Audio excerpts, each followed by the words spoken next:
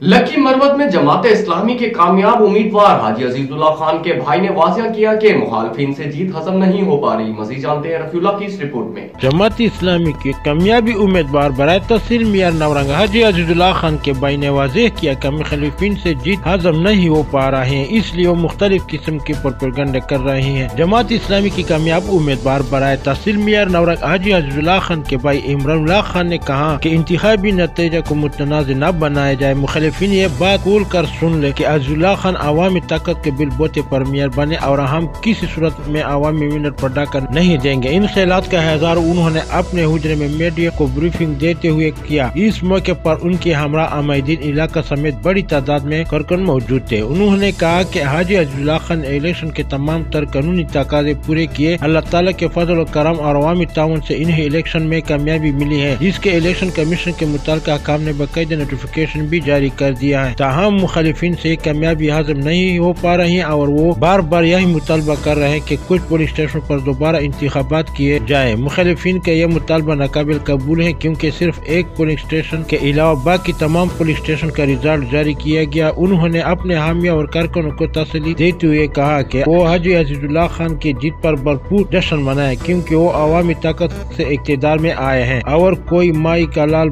हमारा मैंडेट चोरी नहीं कर सकता। रफीउल्लाह खान, राज न्यूज़, नवरंग।